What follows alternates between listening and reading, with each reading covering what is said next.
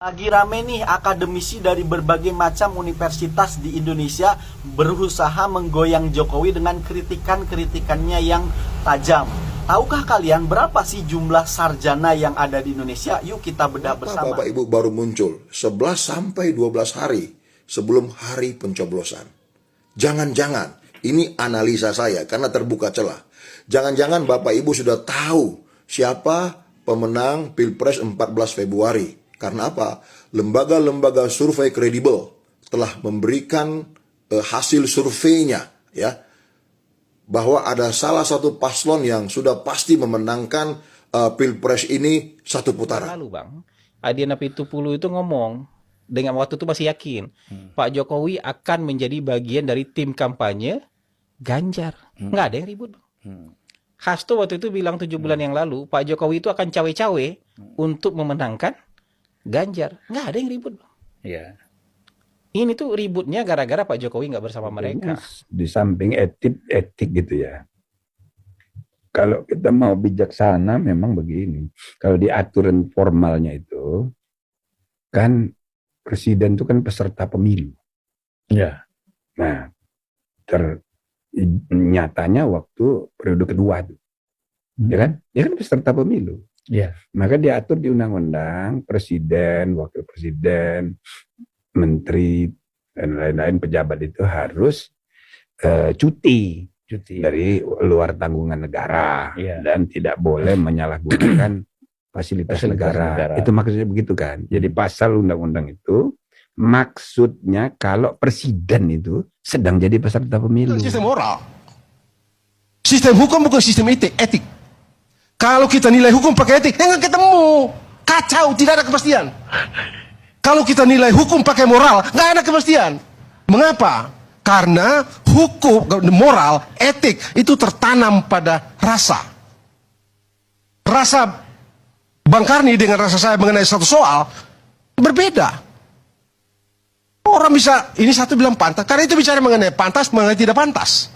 Boleh, tapi kalau hukum tidak. Ini salah, ini benar. Titik. Tidak ada di luar itu.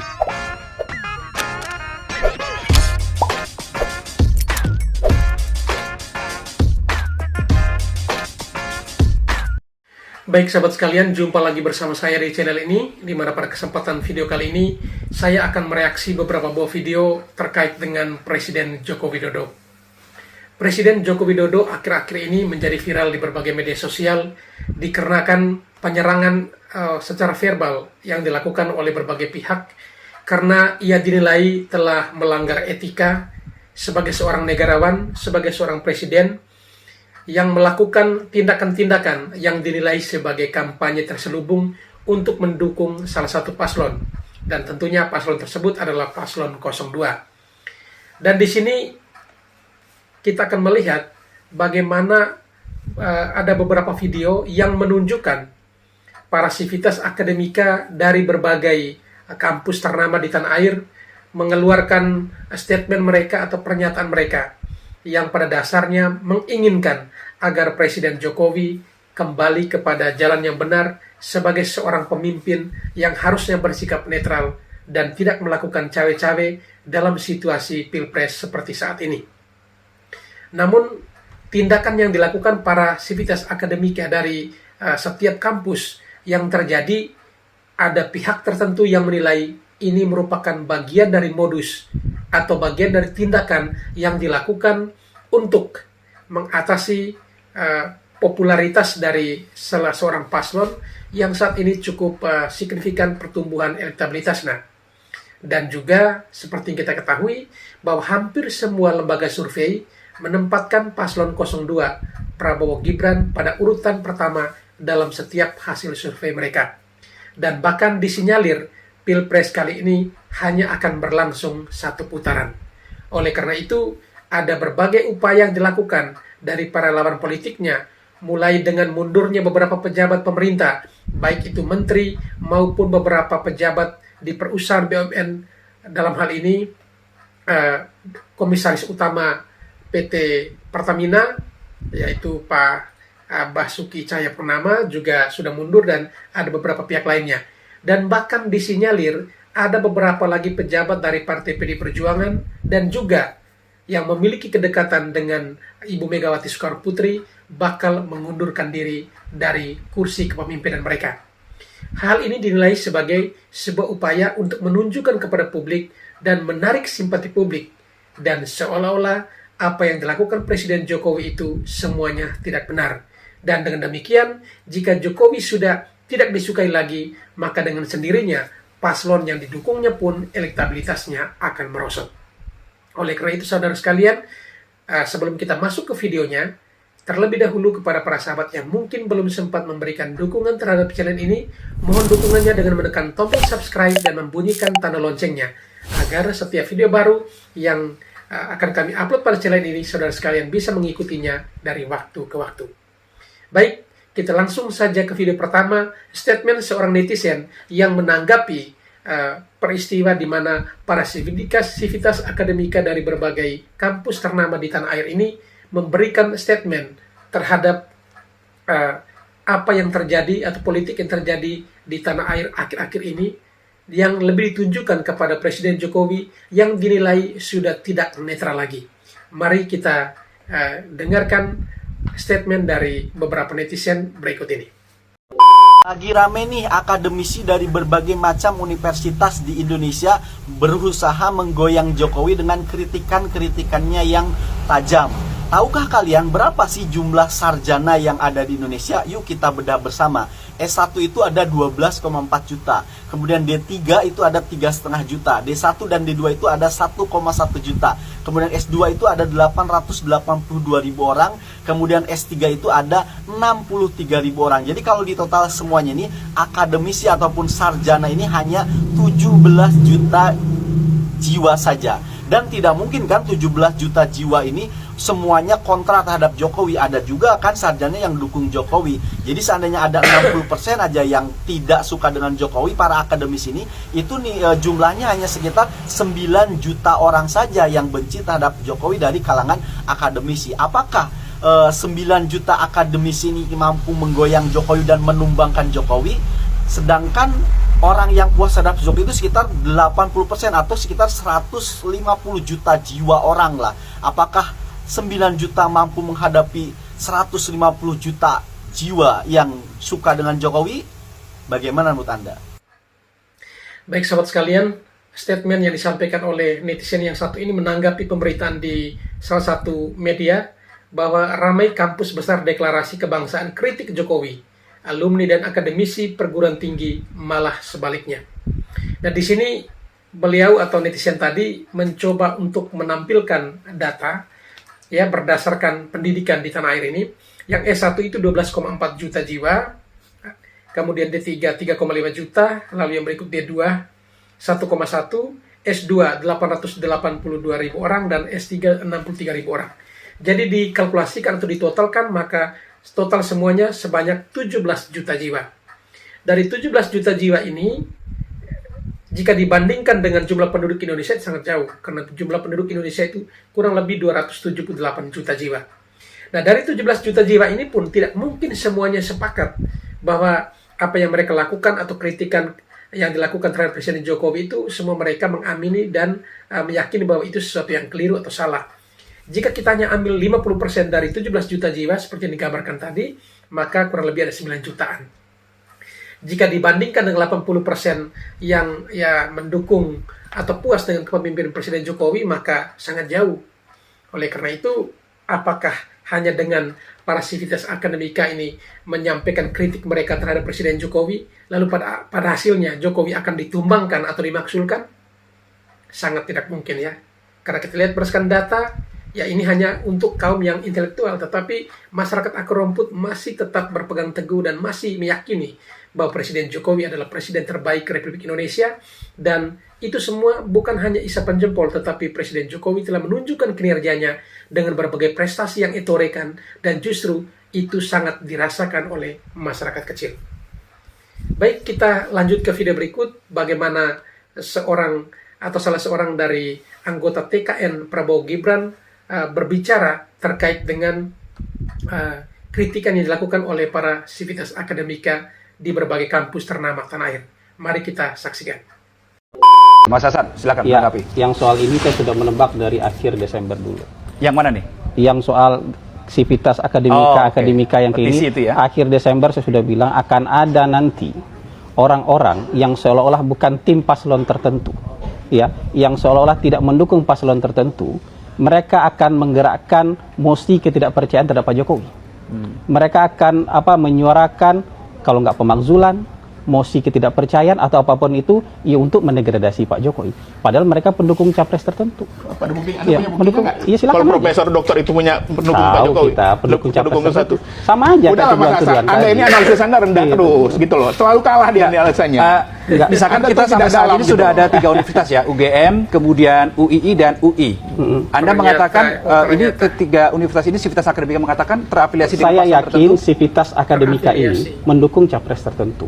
Siapa? Itu sama kayak Ada budayawan buktinya nggak? Ada buktinya nggak? Paslon mana Mas Ntar Hasan? dulu. Ada Saya buktinya yakin nggak? juga Anda bicara bukti. budayawan. Ada Ntar buktinya dulu. nggak? Selesaikan dulu saya bicara. Ya, ya. Oke. Jangan bicara demokrasi kalau orang ngomong-ngomong Tadi dipotong-potong. ngomong-ngomong bukti, kita tanya bukti ngeles. Gitu. Nggak ada punya Bukan. bukti Anda. Kalau ini kan sudah kita lihat budayawan pendukung capres tertentu juga bicara atas nama moral.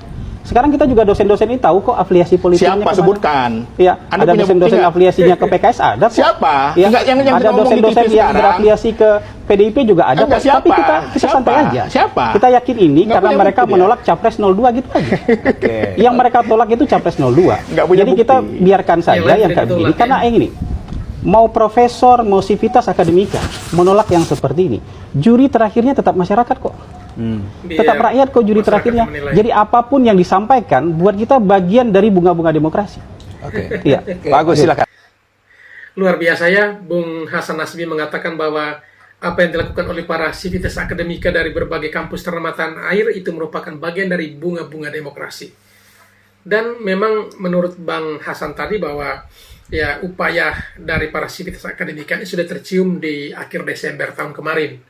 Bahkan ada organisasi atau kelompok-kelompok tertentu yang seolah-olah tidak berada dalam mendukung salah satu paslon yang akan berupaya untuk mendiskreditkan pemerintahan Jokowi, dan pada akhirnya Jokowi akan diupayakan untuk ditumbangkan atau dimakzulkan. Namun ketika ditanya kira-kira siapa, Pak Hasan Nasbi tidak mengungkapkan siapa atau oknumnya tersebut, tetapi dugaan itu ada. Dan menurut Hasan Nasbi ini juga seperti adanya juga dugaan dari para netizen lainnya bahwa memang semenjak Jokowi tampil untuk mendukung paslon 02, maka berbagai kritikan pedas yang diarahkan kepada Presiden Jokowi, baik itu dari para elit politik hingga masyarakat, dan bahkan ya sekarang muncul dari para Sivitas Akademika. Tetapi seperti kita ketahui bahwa sesungguhnya ya apa yang dilakukan oleh para Sivitas Akademika, jika kita tampilkan data sesuai dengan pernyataan netizen sebelumnya tadi, bahwa jika jumlah seluruhnya itu kurang lebih hanya sekitar 17 jutaan, ya itu mulai dari pendidikan D2 hingga doktor ya, hingga S3, itu kurang lebih ada 17 juta orang. Nah, kalaupun total semuanya menjadi 100% pun masih kalah jauh dengan jumlah penduduk Indonesia yang puas akan pemerintahan Presiden Jokowi. Sehingga sangat pas jika dikomentari oleh Bang Hasan Nasbi bahwa Sivitas Akademika lakukan kritikan itu dianggap sebagai bunga-bunga demokrasi. Baik, selanjutnya kita akan dengarkan salah seorang netizen yang coba mengupas tentang kritikan yang dilakukan oleh para Sivitas Akademika terhadap Presiden Jokowi. Mari kita saksikan. Video ini saya buat hari Sabtu tanggal 3 Februari tahun 2024. Bahwa tidak ada seorang pun yang tahu mengapa seseorang itu berpikir begini, berbicara begini, dan bertindak begini. Hanya orang itu sendiri yang tahu. Orang luar tidak tahu apa alasannya. Beberapa hari sebelum tanggal 3 Februari 2024 ini, kita menonton di televisi.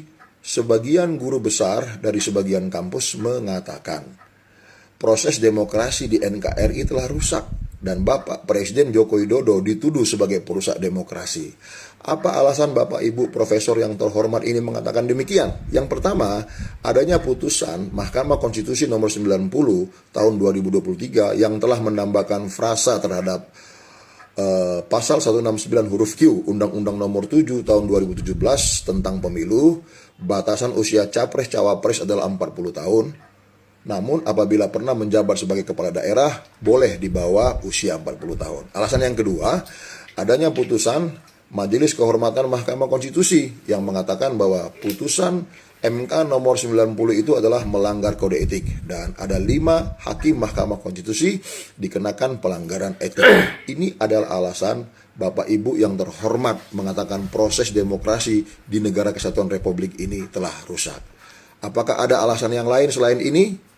Kita tidak tahu. Tetapi ada celah bagi saya sebagai penduduk Indonesia untuk menganalisa tampilnya Bapak Ibu. Yang pertama, mengapa Bapak Ibu baru tampil sekarang?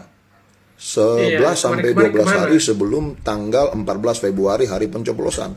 Seingat saya, 1 hari pasca mundurnya Prof. Mahfud MD dari jabatan Menko Polhukam, Bapak Ibu yang terhormat, sang profesor ini muncul 31 Januari, 1 Februari, dan 2 Februari. Yang kedua, mengapa Bapak Ibu tidak muncul 1 sampai 2 hari pasca putusan MK nomor 90, yakni tanggal 16 Oktober tahun 2023? Mengapa Bapak Ibu tidak muncul 17 Oktober kek, 18 Oktober 2023 kek? Yang ketiga, mengapa Bapak Ibu tidak muncul 1 sampai 2 hari pasca putusan Majelis Kehormatan Mahkamah Konstitusi, yakni tanggal 7 November? Seandainya Bapak Ibu muncul tanggal 8 atau 9 November, maka analisa seperti yang akan saya berikan berikut ini pasti terbantahkan. Mengapa Bapak Ibu baru muncul 11 sampai 12 hari sebelum hari pencoblosan? Jangan-jangan, ini analisa saya karena terbuka celah. Jangan-jangan Bapak Ibu sudah tahu siapa pemenang Pilpres 14 Februari. Karena apa? Sudah tahu, ya? Lembaga survei kredibel telah memberikan hasil surveinya, ya, bahwa ada salah satu paslon yang sudah pasti memenangkan Pilpres ini 1 putaran. Baru Bapak Ibu muncul sekarang. Mengapa tidak sebelum-sebelumnya? Sudahlah Bapak Ibu jangan lagi ngomong pelanggaran kode etik. Kalau memang Bapak Ibu fokus pelanggaran kode etik, muncullah 1 sampai 2 hari pasca putusan MK atau pasca putusan MK itu. Sudahlah, Pilpres sudah di depan mata. Mari kita berdoa supaya kita tetap tenang, ya. Rupiah tetap kuat terhadap dolar, ekonomi tetap berjalan. Kita berdoa supaya rakyat tetap tenang dan sejahtera. Ya, siapapun yang akan terpilih, dia adalah putra-putri terbaik bangsa Indonesia. Mari kita dukung bersama-sama. Jangan kita menduga negara akan rusak kalau ini yang menang, negara akan hancur kalau ini yang menang.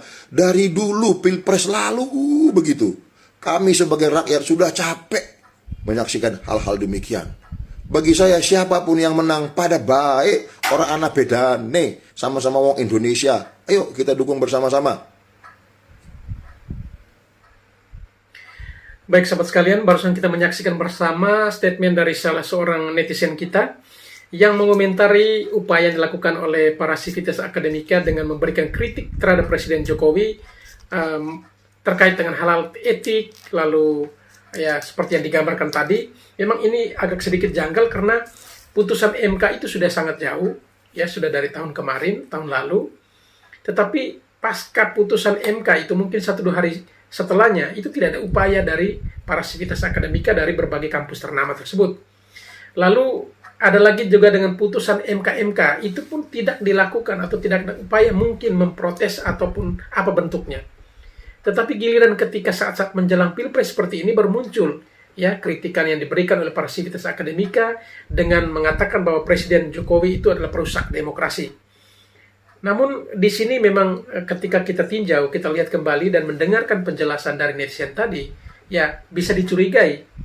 Ya mungkin ini adalah bagian dari upaya untuk menunjukkan kepada publik bahwa ya ada paslon-paslon tertentu yang memang tidak pantas untuk diberi dukungan. Karena di sini ya bisa jadi berdasarkan hasil survei sudah sangat jelas paslon mana yang bakal memenangkan Pilpres kali ini dengan 1 putaran. Oleh karena itu, ada pihak-pihak tertentu harus bersikeras untuk bagaimanapun juga menggagalkan 1 putaran tersebut. Dan bila perlu, paslon yang kuat tersebut harus gagal atau kalah dalam putaran pertama. Nah, oleh karena itu, ya upaya atau kritikan yang dilakukan oleh para sivitas akademika disinyalir sebagai sebuah modus tentunya. Baik, selanjutnya mari kita dengarkan bersama ya atau saksikan bersama sebuah video yang memang agak sedikit kocak. Ini para sivitas akademika dari salah satu kampus ternama di Kota Makassar yang memberikan kritikan terhadap Presiden Jokowi. Namun sangat disayangkan ketika mereka mau menyanyikan sebuah lagu kebangsaan Indonesia atau lagu wajib ya yang dimiliki oleh negara ini, tentunya yang harusnya sudah dipahami oleh semua orang, apalagi sebagai bangsa Indonesia, itu lagu Bagimu Negeri. Ternyata ada sebagian guru besar atau dosen-dosen ini ya tidak bisa menghafal lirik lagu tersebut, dan ketika mereka tampilkan memang sangat tidak mendidik karena menyanyikan lagu kebangsaan tetapi dengan sikap yang tidak sempurna, bahkan ada yang tangannya ada dalam saku celana, dan ini yang mungkin agak pemandangan yang kurang elok untuk bisa dilihat. Oleh karena itu kita kira-kira kita bisa memberikan komentar apa terhadap video ini. Mari kita saksikan.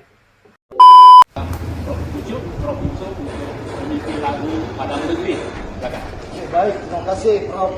Asnan Kurcunan. Assalamualaikum warahmatullahi wabarakatuh. Waalaikumsalam. Ya, mari kita semua dengan media kita menyanyikan lagu Padamu Negeri.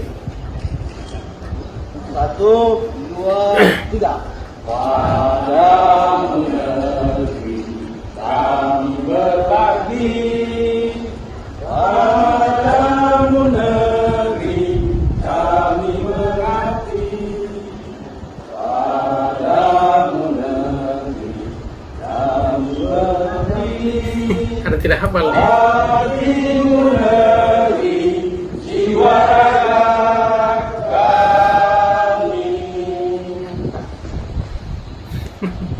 Selanjutnya kita mendengarkan beberapa poin dari forum guru besar dan dosen penting yang dibacakan oleh Ibu Prof. Yati.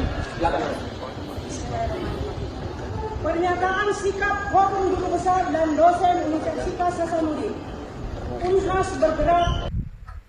Baik sahabat sekalian, itulah cuplikan video dari salah satu kampus besar di tanah air ini, di mana mereka memberikan kritikan terhadap Presiden Jokowi, tapi sangat disayangkan ada sebagian dari mereka yang lagu Bagimu Negeri pun liriknya banyak yang tidak hafal, dan mereka bernyanyi ada yang sambil memasukkan tangannya ke dalam saku celana ya. Nah, ini memang pemandangan yang tidak pantas atau tidak elok untuk ditunjukkan kepada publik, karena lagu-lagu kebangsaan seperti ini harusnya juga dinyanyikan dengan sikap sempurna. Yang tidak pas, tidak pantas kalau yang menyanyikan lagu-lagu kebangsaan, lagu-lagu tanah air ini, tetapi tidak dengan cara yang santun ya, yang menghormati lagu-lagu tersebut. Baik, selanjutnya kita dengarkan apa komentar netizen yang satu ini terkait situasi politik yang terjadi, di mana banyak pihak yang menilai Presiden Jokowi itu memihak, dan itu seolah-olah dikatakan itu salah, walaupun secara undang-undang Presiden Jokowi tidak melanggarnya, karena ada ketentuan bahwa presiden maupun wakil presiden itu boleh berkampanye, tentunya dengan ketentuan-ketentuan tambahannya. Mari kita dengarkan dan juga saksikan videonya. Heboh, presiden boleh berpihak, menteri boleh berpihak, presiden dan menteri boleh kampanye. Padahal itu sudah jelas aturan mainnya memang diperbolehkan. Justru yang ingin saya soroti adalah ketika seorang Jokowi memiliki kewajiban sebagai ayah untuk mendukung anaknya secara moral, tetapi hari ini Bapak Presiden masih tetap fokus pada pekerjaannya sebagai presiden. Kita justru harus melihat sampai sejauh itu, bukan hanya dengan isu-isu politik untuk menggoreng-goreng bahwasannya Pak Jokowi tidak netral, Pak Jokowi menggunakan fasilitas negara untuk memenangkan anaknya. Tidak. Kalau misalkan presiden atau menteri menggunakan fasilitas negara, nah itu baru menjadi pelanggaran. Tetapi kan sampai hari ini kita lihat Pak Jokowi masih fokus menjabat sebagai presiden, menjalankan tugas dan pekerjaannya. Baik sahabat sekalian, ya, netizen ini mengkomentari bahwa Presiden Jokowi sampai sejauh ini ya belum melakukan kampanye, sekalipun ya sebagai seorang ayah tentunya punya kewajiban moral untuk mendukung anaknya. Tetapi sampai sejauh ini Pak Presiden belum mengambil kesempatan tersebut. Walaupun ini sudah diberikan ruang oleh negara dalam hal ini melalui peraturan perundangan, tetapi Bapak Presiden belum mengambil haknya untuk melakukan kampanye tersebut. Baik, selanjutnya kita akan mendengarkan komentar dari salah seorang anggota TKN Prabowo Gibran, Pak Hasan Nasbi, yang menanggapi pertanyaan dari para awak media tentunya, atau orang yang mungkin memberikan pertanyaan ini dari salah satu media, terkait dengan Presiden Jokowi yang dikatakan memihak dan itu sepertinya kurang etis karena beliau adalah presiden. Namun komentar ini sangat menarik karena Pak Hasan Nasbi mengatakan bahwa ya dulu sebelum Jokowi belum pecah kongsi masih utuh berada di PDI Perjuangan, bahkan Adiana Pitupulu maupun Sekjen PDI Perjuangan Hasto Kristianto itu mengatakan bahwa ya Presiden Jokowi juga akan melakukan kampanye buat Ganjar. Namun ketika dalam perjalanan Presiden Jokowi sudah pecah kongsi dan tidak lagi berada di PDI Perjuangan dan justru terlihat mendukung Paslon 02, maka ya penilaian tidak etis dan sebagainya mulai bermunculan. Mari kita saksikan videonya bagaimana Pak Hasan Nasbi memberikan komentar atau pernyataan demikian. 7 bulan lalu Bang, Adiana Pitupulu itu ngomong dengan waktu itu masih yakin Pak Jokowi akan menjadi bagian dari tim kampanye Ganjar. Nggak ada yang ribut. Hasto waktu itu bilang 7 bulan yang lalu Pak Jokowi itu akan cawe-cawe untuk memenangkan Ganjar. Nggak ada yang ribut. Iya. Ini tuh ributnya gara-gara Pak Jokowi nggak bersama mereka. Sudah pisah. Tapi yang ini ribut sekarang kan ada temannya 01 juga ikut ribut, ikut-ikutan ribut. Padahal kalau mereka mau ribut juga nggak mungkin Pak Jokowi sama mereka. Baik sahabat sekalian, itulah komentar dari Bang Hasan Nasbi. Bagaimana sebelumnya juga ya ketika Hasto dan juga Adian mengatakan Pak Jokowi bakal melakukan kampanye untuk Ganjar, biasa-biasa saja. Tapi kenapa giliran sekarang Pak Jokowi kemungkinan melakukan kampanye buat Prabowo Gibran kok jadinya seperti ya cacing kepanasan, berkomentar sana sini dan negatif semua. Baik, selanjutnya mari kita ikuti atau saksikan sebuah video ketika seorang hakim ya MK Pak Jimli Asdiki yang diwawancarai oleh salah seorang konten kreator juga beliau ini ya Bung Zulfan itu bertanya terkait dengan Jokowi yang melakukan cawe-cawe atau ya pernah menyatakan bahwa ia atau presiden dan wakil presiden itu boleh memihak dan bahkan boleh berkampanye.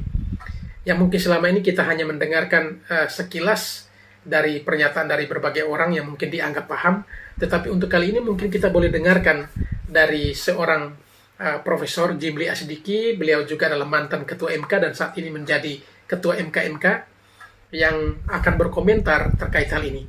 Mari kita saksikan videonya. Sebenarnya tidak ada masalah kalau presiden itu kampanye ini kemudian menteri, kepala daerah dan gubernur ya dan wali kota secara undang-undang kan dibolehkan untuk mereka berkampanye dan untuk mendukung salah satu calon. Nah ini kembali lagi yang diangkat orang ini kan soal etik lagi nih. Iya. Nah sebenarnya nih bagaimana nih ada undang-undang seperti ini, tapi ada juga berhadapan dengan etik. Ya, ini yang mana kita harus dahulukan, utamakan, Bang? Ya sebetulnya di samping etik gitu ya. Kalau kita mau bijaksana memang begini. Kalau di aturan formalnya itu kan presiden itu kan peserta pemilu. Ya. Nah, nyatanya waktu periode kedua tuh. Ya kan? Dia kan peserta pemilu. Ya. Maka diatur di undang-undang presiden, wakil presiden, menteri dan lain-lain pejabat itu harus cuti dari luar tanggungan negara dan tidak boleh menyalahgunakan fasilitas negara. Itu maksudnya begitu kan. Jadi pasal undang-undang itu maksudnya kalau presiden itu sedang jadi peserta pemilu. Itu begitu. Ya. Nah, tapi sekarang kalau presidennya bukan jadi peserta pemilu, bagaimana? Nah, kebetulan itu tidak jelas. Ya. Sehingga bisa ditafsirkan bahwa yang presiden boleh kampanye itu tadi, asal cuti dan tidak menggunakan fasilitas, itu berlaku juga buat yang sekarang. Ya kan? Nah, Pak Jokowi itu saya baca, saya dengar, dia menerangkan aturan itu. Iya. tapi lalu digoreng seolah-olah dia mau kampanye. Kan begitu? Iya. Nah, jadi kalau menurut saya, dia itu sedang menerangkan aturan. Kira-kira begini. Ada yang bilang, Pak Mahfud mau mengundurkan diri karena ini nanti takut konflik kepentingan dan sebagainya. Ya kan? Nah, seperti ada pejabat di sebelah yang jadi calon juga menyalahgunakan. Sudah nuduh begitu. Iya, iya, iya. Ya kan? Mestinya jangan dong. Gitu. Nah, dia ini menerangkan, loh menteri boleh kampanye. Presiden juga boleh kok. Nah, gitu lah kira-kira. Iya. Jangan hanya menteri, ya presiden pun boleh. Ini pasalnya. Iya. Jadi dia sedang menerangkan aturan. Bukan sedang menerangkan dia mau berkampanye. Dia mau berkampanye. Tadi dia digoreng. Tapi kalau dia mau kampanye juga nggak salah kan, Pak? Nah, kalau dia mau kampanye, kalau menurut saya itu tidak tepat, tidak bijaksana. Ya kan? Untuk apa dia kampanye? Orang rakyat Indonesia dari kota sampai desa udah tahu ini anaknya kok jadi calon. Pasti dia mendukung kok. Nggak mungkin. Jadi dia nggak usah kampanye. Jadi setiap hari udah kampanye sebenarnya. Iya. Jadi dia bekerja saja, ya kan, sesuai dengan tugas konstitusionalnya. Itu sudah kampanye. Jadi approval rating pemerintah itu semakin tinggi, semakin berefek ya, ekor jas kepada Gibran. Maksudnya Prabowo Gibran. Ya. Nah, jadi nggak usah dia kampanye. Gitu. Tapi saya dengar tanggal 10 Februari nanti di GBK ini kan ada kampanye terakhir pasangan calon 02. Dia mau datang? Iya, mau pidato kan. Ya kalau saya ditanya, saya anjurkan jangan. Nggak baik. Ya kan? Ya. Walaupun itu tidak salah. Tidak salah. Ya. Tidak baik. Kenapa? Beda antara negara-negara yang institusi politiknya sudah kuat, budaya feodalnya sudah terkikis, dengan di kita ini masih feodal, institusi politik kita belum kuat. Jadi presiden itu kalau dia bicara A, itu sampai ke desa-desa A semua, karena kita masih feodal. Nah, beda dengan di Amerika. Presiden Obama kampanye untuk Hillary, kalah. Jadi rakyat yang menentukan. Iya kan? Ya nggak ada pengaruhnya lagi karena institusi sudah kuat. Nah, ada yang bilang, loh itu kan Obama kan kampanye untuk partainya, calon dari partainya. Kalau di sini Presiden Joko Widodo mau kampanye untuk untuk Ganjar Mahfud, mestinya boleh dong kayak di Amerika. Nah, ini kan cuma tafsir. Iya kan? Tafsir saja itu. Kan kalau misalnya Obama mau mendukung Donald Trump, apa nggak boleh di kampanye? Boleh aja. Boleh aja. Jadi cross. Kan nggak ada masalah itu. Artinya dia sudah nggak mau lagi dengan Demokrat, walaupun dia dari Demokrat. Apa nggak boleh? Kan boleh. Nah, tapi di Indonesia lebih baik jangan. Karena itu mudah nanti memberi amunisi bagi orang untuk tidak percaya hasil pemilu. Itu loh.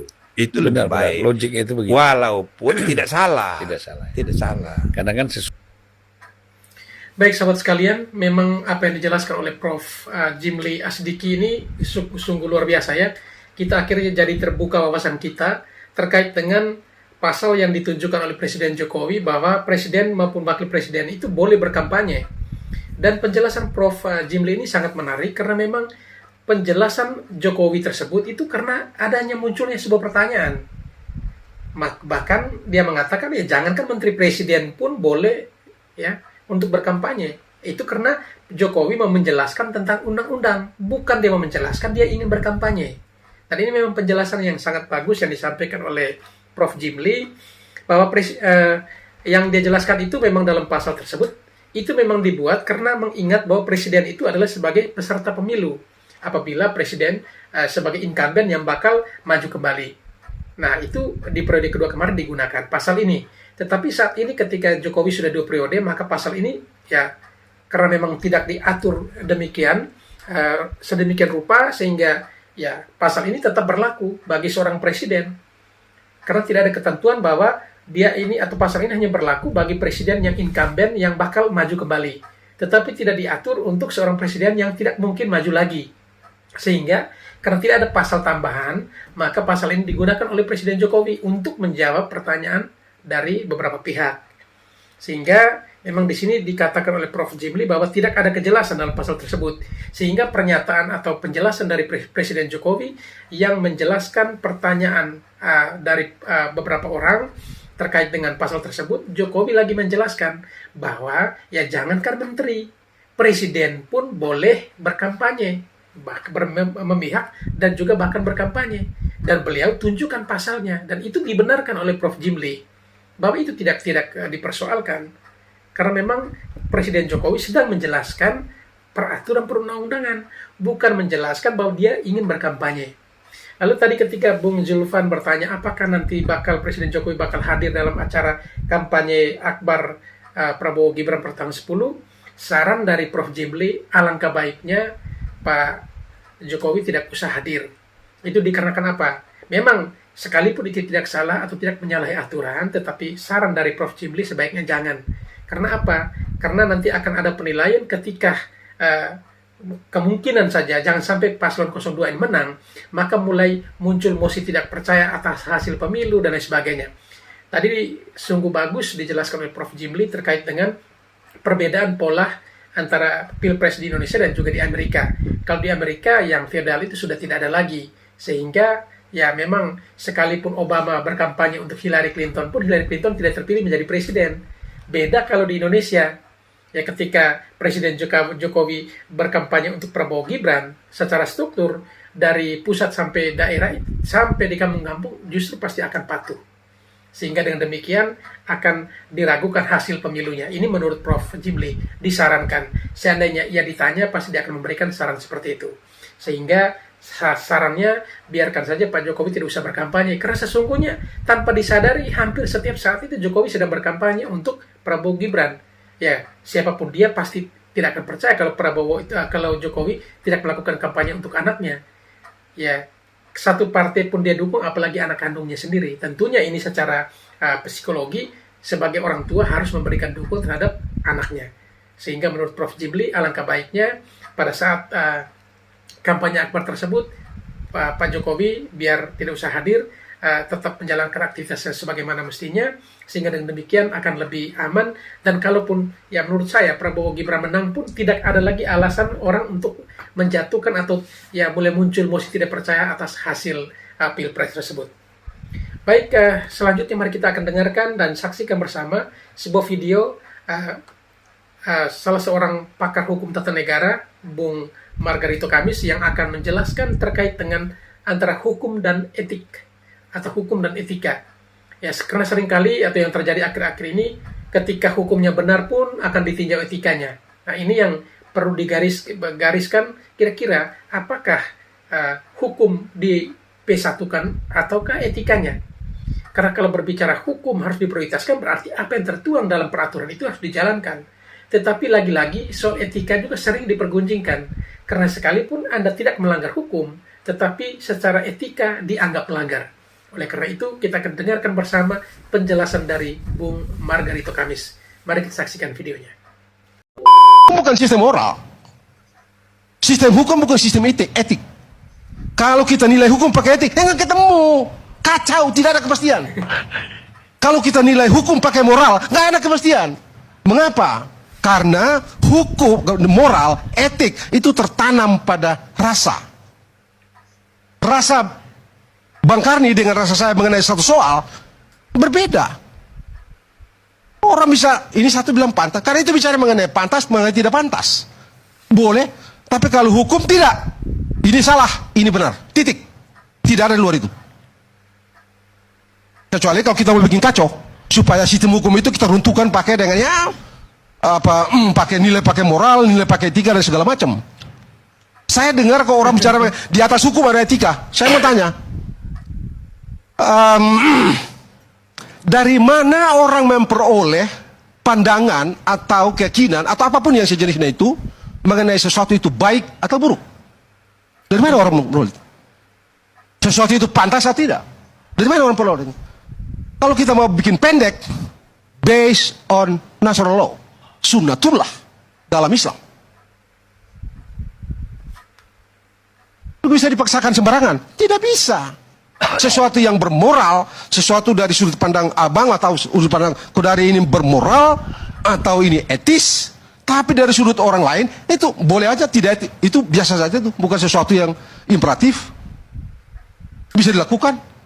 Nah karena tidak bisa dipaksakan dari luar, karena itu berakar di dalam, maka bikin hukum supaya bisa dipaksakan oleh orang yang punya otoritas. Punya otoritas. Tidak kurang dan tidak lebih. Kita jangan kacaukan. Kalau kita nilai hukum dan moral, game over bangsa ini. Jangan jalan hukum ya, kita nggak mau ya sudah. Begitu itu. Sama dengan kebenaran.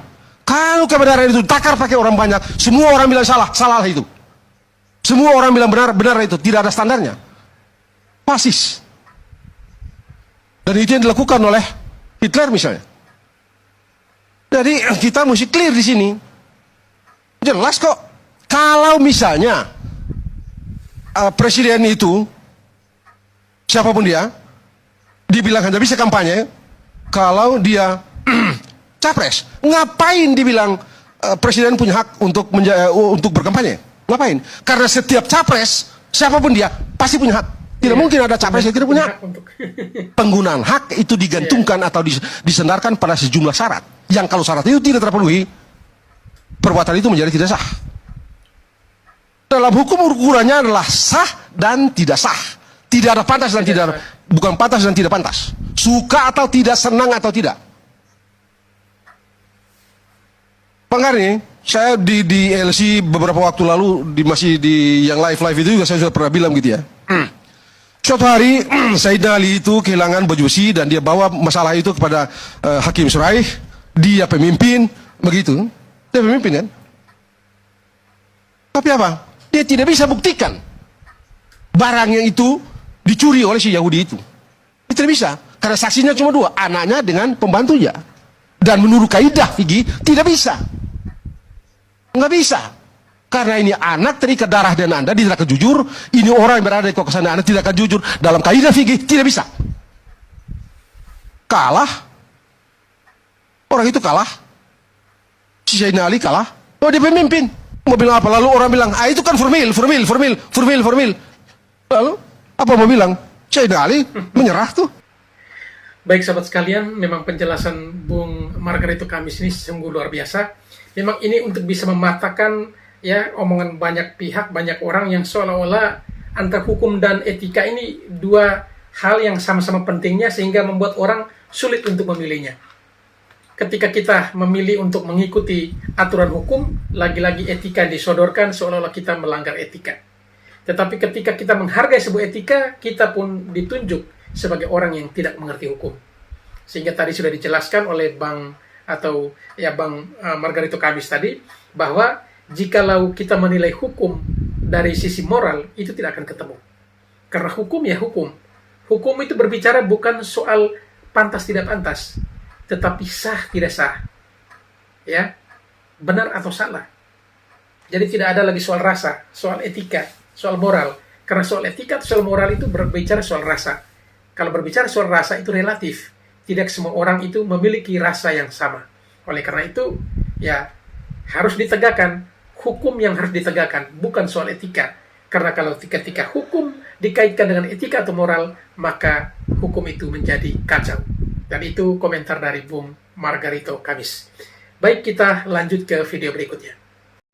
Jokowi itu menjalankan bansos tidak hanya pada saat sekarang. Sudah dari dulu. Dan bansos ini kan sudah sejak tahun 2009. Di zamannya Pak JK juga kan ada waktu 2014 jadi wapres. Dan Pak Presiden kan membagi itu juga dari berapa waktu sebelumnya, tahun 2015, 2017, jalannya sering melakukan, bukan baru. Dan masa sih nggak boleh kita memberikan kepada rakyat yang berhak menerimanya? Masa kita yang mampu ini nggak senang melihat negara memberikan perhatian kepada rakyat kecil? Jangan kita selalu merasa diri kita punya kemampuan yang sama dengan saudara-saudara kita yang ada di daerah. Ingat, saya ini pernah merasakan betul beras raskin. Karena ibu saya kan orang miskin dulu. Ibu saya itu hanya pembantu rumah tangga, ayah saya itu hanya buruh bangunan. Pada saat setiap bulan kami itu diberikan jatah raskin dan sangat bermanfaat. Saya masih ingat betul kalau pikul beras waktu SD, SMP itu beli beras raskin yang merah itu. Itu sangat bermanfaat. Mungkin bagi orang kaya biasa aja atau bahkan mungkin itu tidak bagus. Nah, Pak Jokowi ingin memberikan itu dan pemerintah Indonesia, dan ini sudah diputuskan lewat DPR. Masa masih ada elit yang memprotes itu? Berarti elit-elit ini saya curiga mereka ini nggak sayang sama rakyat kecil. Soal pandangan politisasi bansos juga. Mana ada politisasi? Bansos ini kan disetujui anggaran lewat DPR. Di DPR itu kan semua fraksi ada di sana dan menyetujui. Menteri sosialnya kan dari PDIP. Di mananya yang politisasi? Penerimanya pun sudah terdaftar sebelum Pilpres. Iya. Di mananya? Pembagiannya itu menjelang pemilu, Pak. Pembagiannya itu gencar di Iya, pemilu. Hanya secara kebetulan saja bahwa mau pemilu. Masa tunggu pemilu dulu baru kasih makan orang? Proyeksi itu kan untuk Tino, tapi kan udah lewat dan bahkan belum kalau Loh, tahun ini, Pak. ini bukan kayak sakit perut. Orang itu kalau mau sakit, sebelum sakit sudah disiapkan. Bayangkan dulu kalau seandainya El Nino terjadi berkepanjangan, programnya nggak kita siapkan, mau jadi apa negara ini? Mengelola negara tidak seperti mengelola kios, ya. Mantap. Jadi sebelum terjadi kita sudah harus antisipasi, gitu. Tapi alokasinya dari pos dari mana sih, Pak? Untuk awal tahun ini kan pasti Kalau posnya ada, yang jelas anggaran itu sudah disetujui oleh DPR. Kalau ditanya posnya dari mana, saya kan bukan Menteri Keuangan ya. Tapi kenapa Bu Risma tidak dilibatkan, Pak? Bu Risma tidak dilibatkan dalam Saya nggak percaya saya itu. Ibu Risma bila perlu Ibu Risma bikin bagi-bagi juga sendiri kok. Oh, itu tugas dia kok. Dia buat aja acara bagi-bagi sembako. Oh, itu tupoksinya tupoksi di dia kok. Dipanya di dia di Mensos. Tapi kemarin pas di Jawa Tengah Pak Jokowi yang ngajak Bu Risma, Pak. Iya, kalau udah diajak, memang kita ini kan pembantu. Ya namanya pembantu, siap untuk diajak, siap untuk tidak diajak. Kalau kayak saya ngurus investasi, bisa Pak Presiden juga ajak saya, bisa juga tidak. Tapi ini kan fokusnya mengenai bansos dan itu kewenangan Mensos. Kalau memang Mensos merasa bahwa mungkin ini Pak Presiden membagi, ya dia buat lagi bagi, buat acara. Kenapa harus ngekor terus juga Presiden? Tapi dilibatkan tidak? Oh, libatkan lah pastilah. Oh, yang ngurus itu dia kok. Gimana ya? Oke ya? Kan buat sendiri bansos sendiri, Pak ya? Hah? Buat acara sendiri aja ya Mensos ya, Pak? Apa itu? Buat acara sendiri aja ya Mensos ya? Iya, buat panggung lagi lah. Panggung sendiri aja ya. Bukan Pak Jokowi melainkan Ibu Iriana yang diduga acungkan 2 jari saat kunker Jateng. Kata KPU, ibu negara bukan jabatan. Pasangan Anies Baswedan Muhaimin Iskandar menganggap apa yang dilakukan Ibu Iriana adalah hal yang memalukan. Kata tim Ganjar Mahfud, Ibu Iriana seharusnya juga terikat asas netralitas. Kalau 02 itu harus netral, semuanya harus netral. Tetapi kalau 01 dan 03 tidak apa-apa kalau tidak netral. Seperti yang ada di foto ini, Wakil Presiden mengacungkan 3 jari. Ini adalah alasan salah satunya kenapa saya berada di TKN Prabowo Gibran. TKN hormati Wapres Ma'ruf Amin, salam 3 jari saat HUT PDIP. Hormati, begitu mulia mereka semua, begitu bijaksana. Untung ini adalah zaman Jokowi dan Ibu Iriana yang punya pribadi yang sangat lembut dan sangat merakyat. Coba kalau seandainya ketika pada zaman dahulu, ketika Pak Harto dan Bu Titik, mungkin akan lain ceritanya. Udah benar itu Ibu Iriana salam 2 jari. Kalau salam 1 jari sama salam 3 jari itu yang salah. Anaknya di 02 ya, salam 2 jari lah. Salam dari TKN Koprabu. Yang suka video saya silahkan follow dan tinggalkan komentar. Urusan angka, ya. Pengganti. Ya, kemarin sudah menyampaikan surat pengunduran diri kepada saya. Dan pagi hari ini kepresnya kita siapkan. Ya biasa dalam.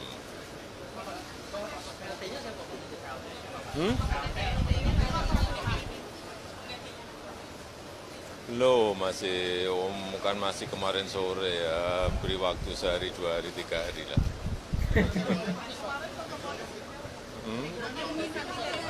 Kira-kira siapa penggantinya ya? Belum, beri waktu sehari, 2 hari, 3 hari. Kan baru kemarin sore. Ya biasa saja.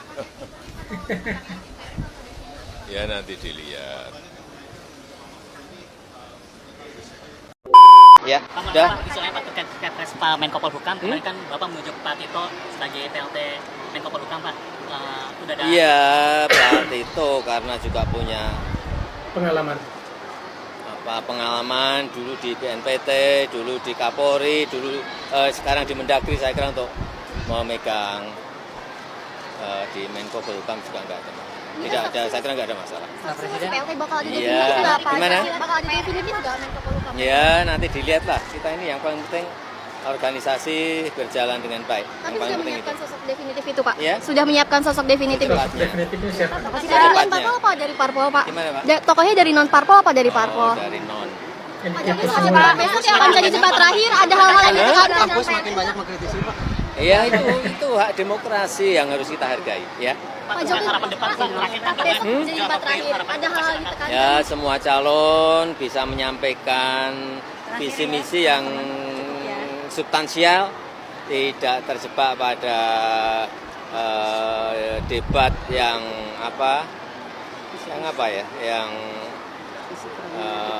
terlalu personal, tapi saya kira akan baik kalau debatnya itu mendebatkan mengenai visi yang substansial, visi yang berguna bagi negara, berguna bagi bangsa, berguna bagi rakyat kita. Ya. Terima kasih, Pak.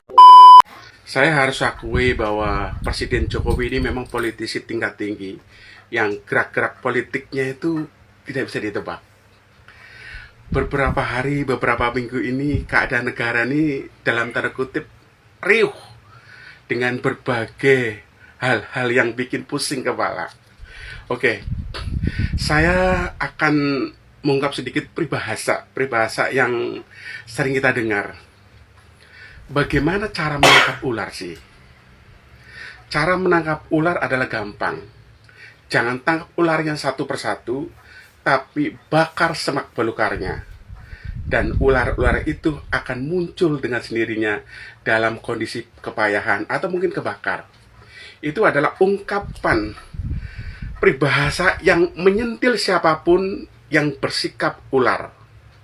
Tapi ini peribahasa enak sekali kita dengar yang sering ada di masyarakat. Oke, saya tahu bahwa sepak terjang Jokowi ini benar-benar tidak bisa ditebak.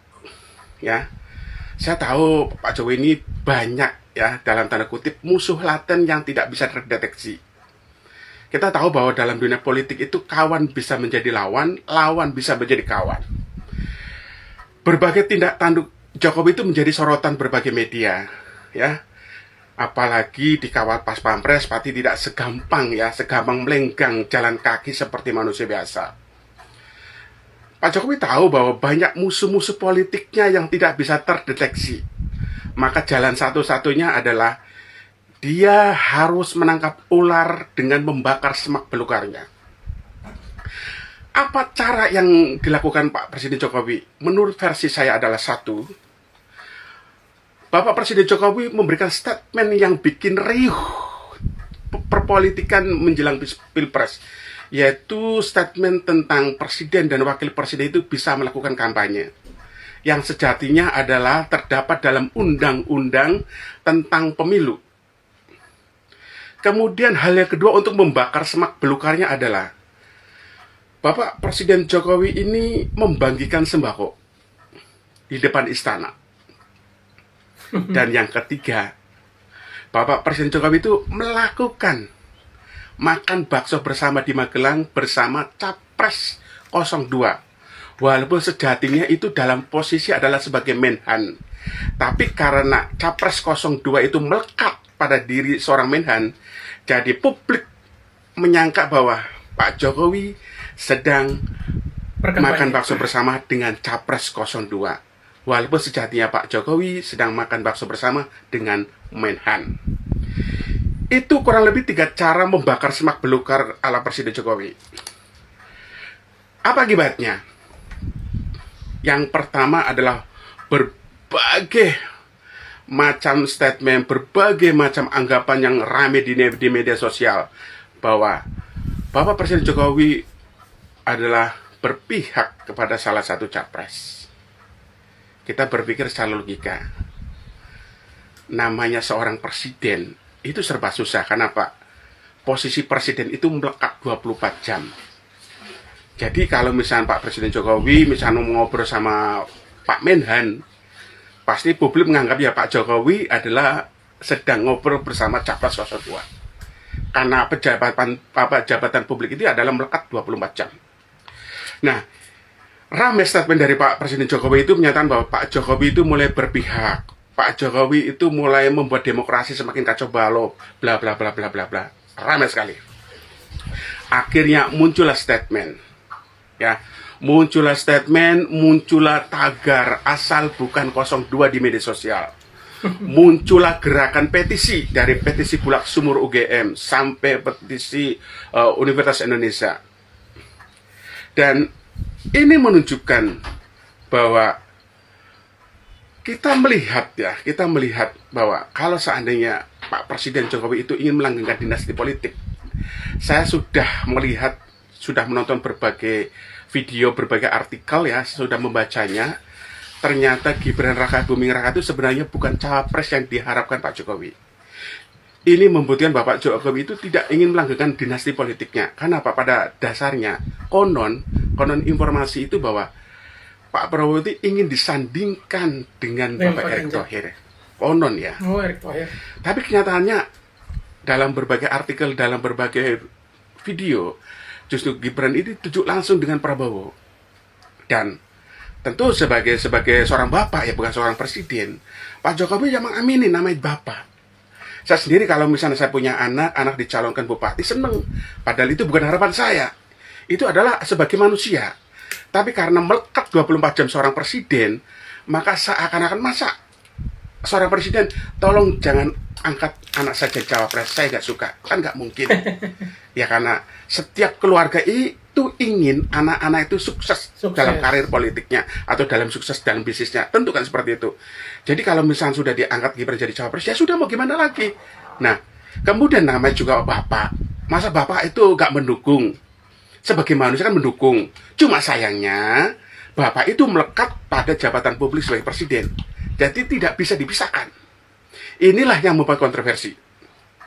Jadi kenyataannya, faktanya ini bahwa sebenarnya Gibran itu bukan keinginan Jokowi, tapi keinginan Prabowo. Kenapa Prabowo? Saya sudah membaca berbagai artikel. Saya juga menerka kenapa Pak Prabowo memilih Gibran. Saya sendiri menerka bahwa Pak Prabowo itu akan memilih Yusril Iza Mahendra. Karena pakar hukum ini akan melawan Pak Prof Mahfud. Jadi seimbang, biar relevan. Tapi saya berpikir bahwa visi misi Indonesia Maju, Indonesia Emas itu adalah digadang-gadang dari 02. Nah, kalau Indonesia Emas ini kemudian tidak ada wakil dari generasi muda, itu adalah nonsen. Ini adalah program nonsen. Makanya Gibran yang belum genap 40 tahun itu nanti dijadilah cawapresnya. Ini sebagai cikal bakal atau dasar bahwa generasi muda Indonesia itu bisa berkompetisi di ranah politik. Dan ini sebenarnya keuntungan ini bukan hanya untuk Gibran. Mungkin nanti bisa untuk anaknya yang menjelek-jelek Jokowi. Kalau misalkan bagus, mungkin bisa. Jadi kenapa kita sebagai manusia Indonesia tidak berpikir panjang? Itu masalahnya. Jadi ini adalah trik Presiden Jokowi itu adalah membakar semak belukar.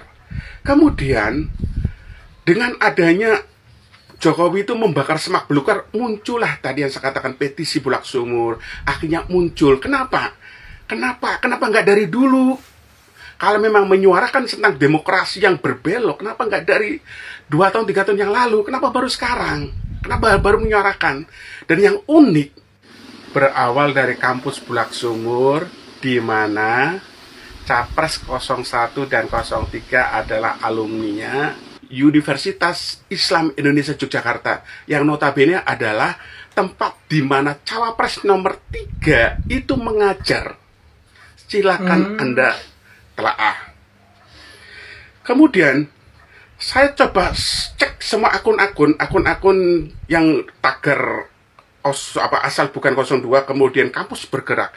Itu rata-rata adalah memang hampir 100%, adalah akun-akun pendukung 01 dan 03. Dan lucunya ada akun-akun yang baru netas.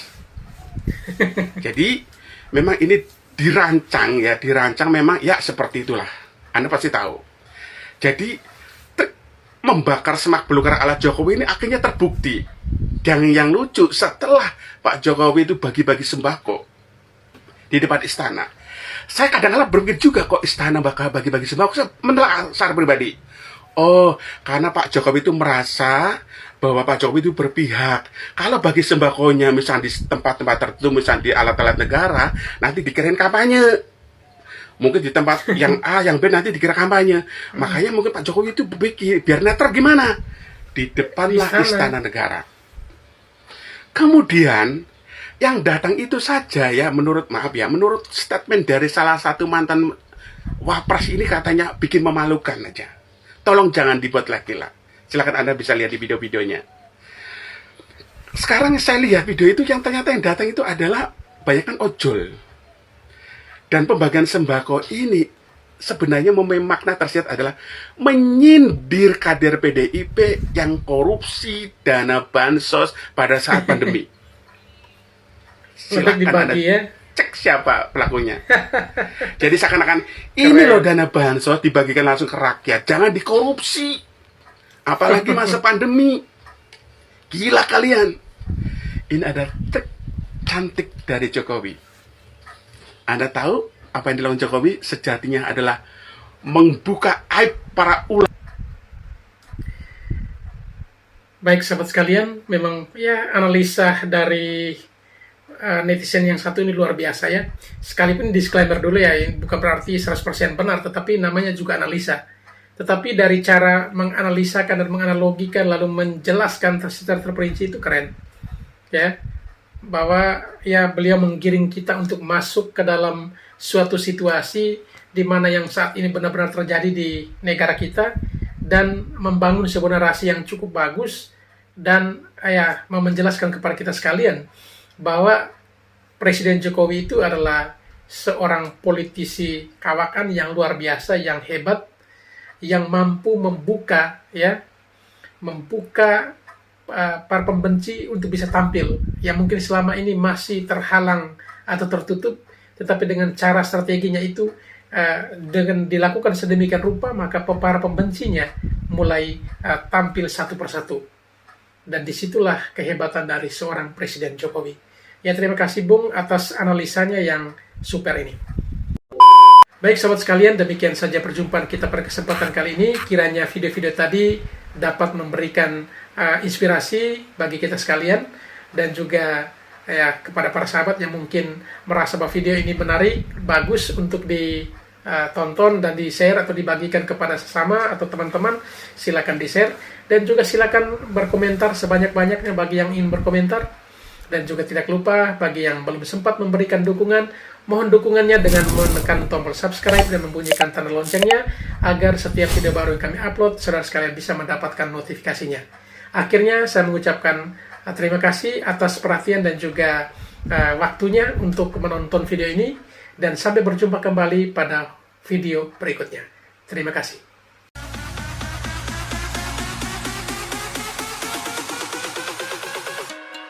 There's nobody